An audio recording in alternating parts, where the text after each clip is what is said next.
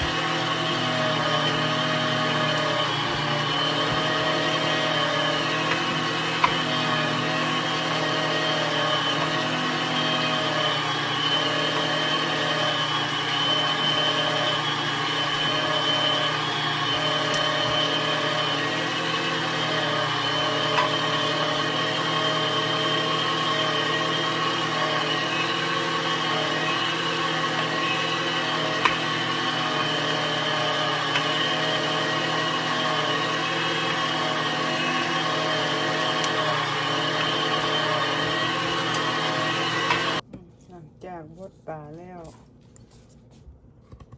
ก็สิมาบดกระเทียมลงน้ำกัน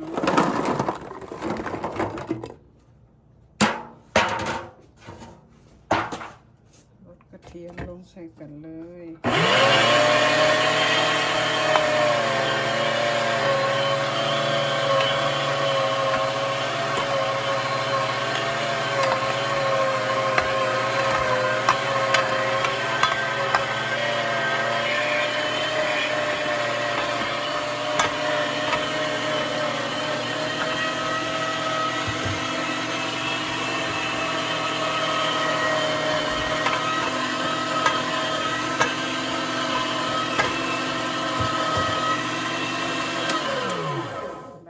ก็สิเอาไปคั่นเนาะบัดนี้เนาะ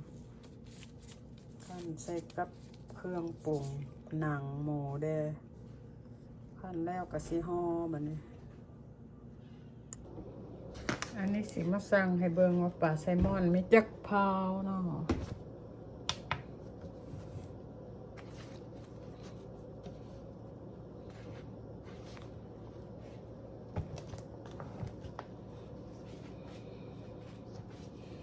อันนี้6 เผา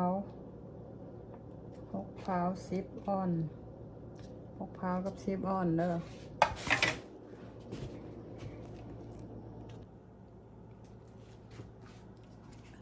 นี่เนาะ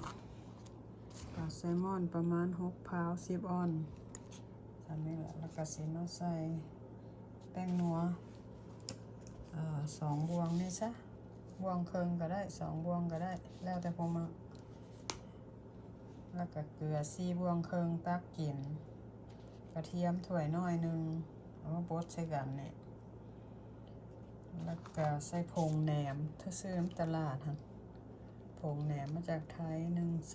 2แล้วก็ใส่หนังหมูเอาไว้มันเสด็จน้ำก่อน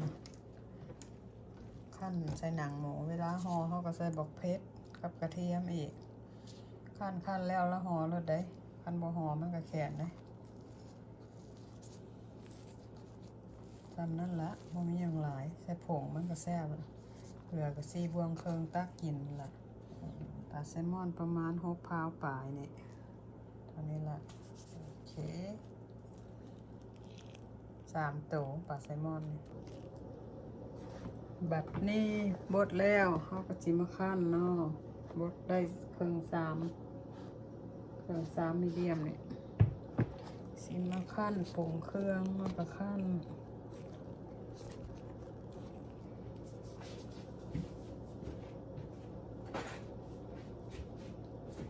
นี่มัน เกลือ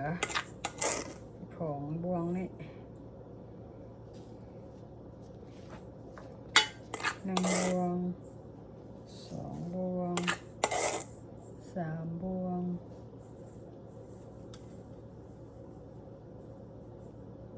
4 บวง 4 บวงครึ่ง4 บวงครึ่งของไทยนี่เด้อบวงสดแกงน้ำตาลครึ่งบวงอันนี้เป็นน้ำตาลครึ่งบวงแป้งนัวคันบ่ใส่แป้งนัวบ่แซ่บแป้งนัวเอาบวงครึ่งซะโอเคบวงครึ่งแล้วก็ใส่ผงแหนมอยู่ตลาด1 ถุงเด้อ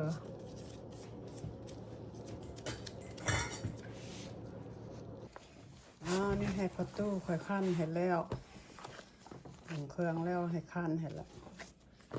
คั่นใส่กับหนังหมูใส่ผงแหนมอันนึงผงแหนมซื้อตลาดเอาเสียวหูมาให้เบิ่ง ด้านปลายด้าน59 เซน พอดีแล้ว ดีใส่ถุงที่นี่ถุงมาจริงบ่ เด้อผงแหนมตัวนี้เด้อผงเฮ็ดส้มหมูใส่ถุงหนึงพอปลาไซมอนไม่6 พร้าวปลาย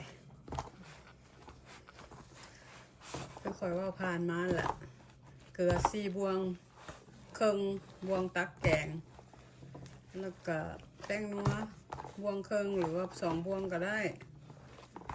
แล้วก็กระเทียมถ้วยน้อยนึงบดใส่กันแล้วก็หนังหมูกะเอาผู้ใดมักหลายมักน้อยก็แล้วแต่ผู้มักแม่ประตูไข่ขั้นจับเบิ่งดูแขนโจโก้แล้วว่ะ แค่นั้นเลยนี่ ก็ห่อแบบนี้ห่อใส่พลาสติกทั้งนั้นแบบ นะ ข้างในคัดอันเฮ็ดเป็นก้อนไผ่ก้อนมันโลดไปนี่ก้อนละครึ่งพาว เนี่ยสั่งดู เอ้นะประตูไข่เฮ็ดเป็นก้อนครึ่งพาวไว้สิห่อ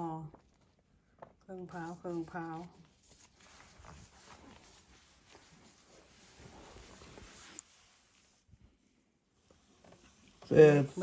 ห่อเฮ้ตอนนี้ก็ห่อแล้วซ้ำนี่เอาไส้นี่แหละไส้ครึ่งพาวเนาะห่อใกล้แล้ว นี่แม่นบ่ นี่ก้อนซ้ำนี่ สำนี่บ่ เย็บ ก็ซ้ำกันหมดเลยพวก มันหาเสร็จสั่นเห็นยาวพุ่นใส่หมากเพชรแซ่บThis last one เนี่ยจูก็ใส่หมดนั่นนี่ ใส่หนังหมูบ้างหลายแซ่บไหม หนังหมูหลายแซ่บเลย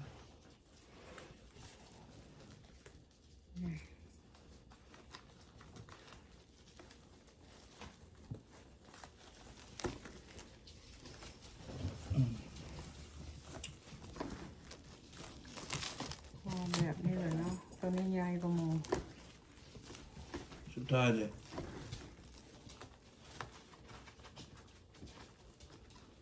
สุดท้ายว่าเยอะ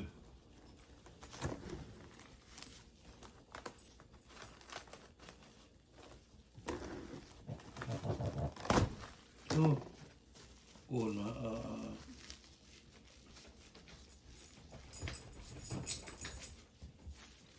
แบบนี้แหละ ไม่เนาะเอามาลด โอเคพอดีแล้วเบิดแล้วได้ซ้ำนี่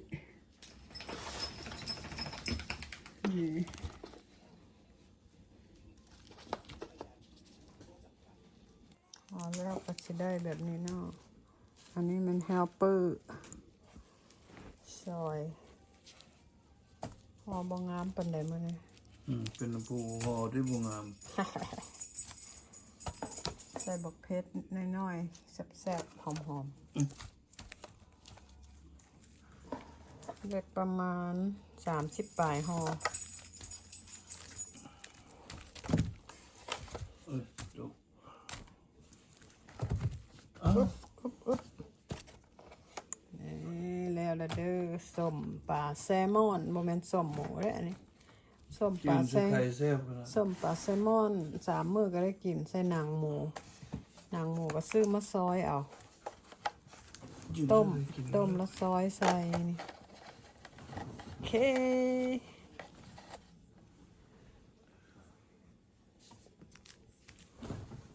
บายบาย